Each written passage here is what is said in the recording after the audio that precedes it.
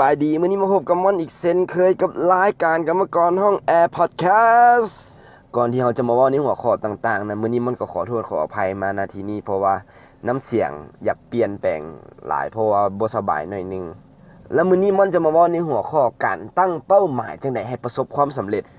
เชื่อว่าหลายๆคนมีเป้าหมายในชีวิตกันบ่ว่าจะเป็นเป้าหมายความก้าวหน้าของเวียกเป้าหมายในการเบิ่งแยงสุขภาพให้มีรูปร่างตามที่ต้องการหรือว่าเป้าหมายการเก็บเงินเพื่อซื้อของที่อยากได้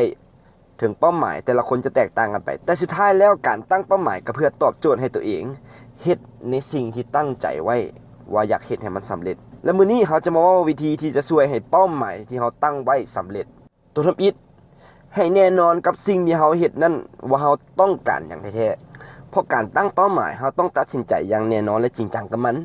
บางคนอยากเป็นโปรแกรมเมอร์บางคนอยากเป็นนักกีฬาบางคนอยากมีเงินหลายๆจากเฮ็ดธุรกิจ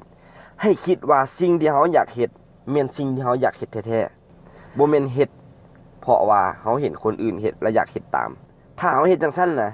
เมื่อเราเฮ็ดบ่สำเร็จเราก็จะท้อแล้วเราก็จะหยุดเฮ็ดเพราะนั่นบ่แม่นสิ่งที่เราต้องการจากใจจริงแท้ๆมันเป็นเพียงแต่กระแสชั่วคราวเท่านั้นตัวที่2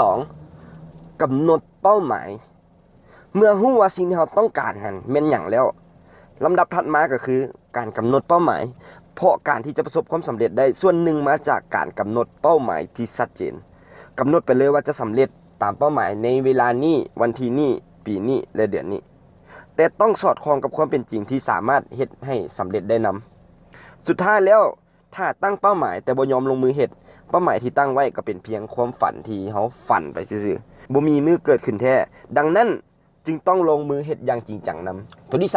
3วางแผนการวางแผนอาจจะเฮ็ดไปควบคู่กับการกำหนดเป้าหมายเลยก็ได้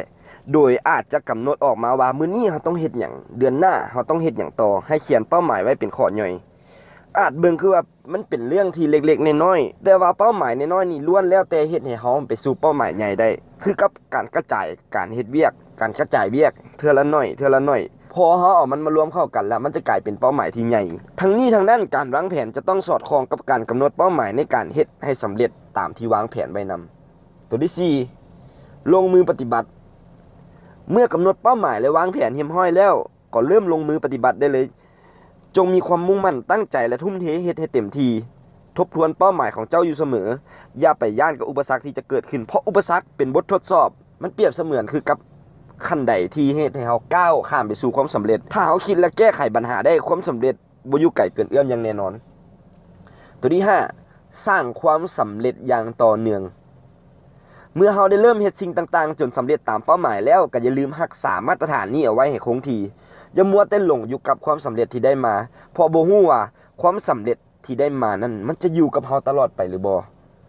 ควรเรียนรู้สิ่งใหม่ๆอยู่เสมอเพื่อการพัฒนาตัวเองให้ประสบความสำเร็จในทุกๆด้านและนี่แม่นหัวข้อทั้งหมดในมื้อนี้สำหรับผู้ใดที่ต้องการฝากประวัติหรือ CV หรือว่าผู้ใดที่กำลังซอกเวียกอยู่สามารถเข้าไปที่เว็บไซต์ www.108jobs.com และสำหรับผู้ใดที่กำลังซอกเวียกที่บ่ได้ใช้ใบประกาศบ่ว่าจะเป็นเวียกเต็มเวลาหรือว่าเวียกพาร์ทไทม์สามารถเข้าไปที่เว็บไซต์ www.jobjib.la jobjib jobjib และทั้ง2เว็บไซต์นี้ยังมีแอปพลิเคชันที่สามารถดาวน์โหลดได้ผ่าน iOS และ Android แต่สำหรับ Jobjib ยังสามารถเปิดให้ใช้ได้แต่ Android เท่านั้นแต่สำหรับ iOS กำลังอยู่ในช่วงปรับปรุงและจะเปิดให้ใช้งานได้ไวๆนี้สุดท้ายนี้มันขอฝากรายการกรรมกรห้องแอร์พอดแคสต์ที่จะออกอากาศในทุกวันศุกร์สามารถติดตามได้ที่ YouTube Channel 108 MHz Facebook Fanpage 108.jobs และ www.108mh.com ได้นำอีกอย่าลืมกดไลค์และกด Subscribe เพื่อเป็นกำลังใจให้ม่อนในการเฮ็ดพอดแคสต์ใหม่ๆนำอีกสำหรับมื้อนี้ม่อนขอตัวลาไปก่อนสวัสดี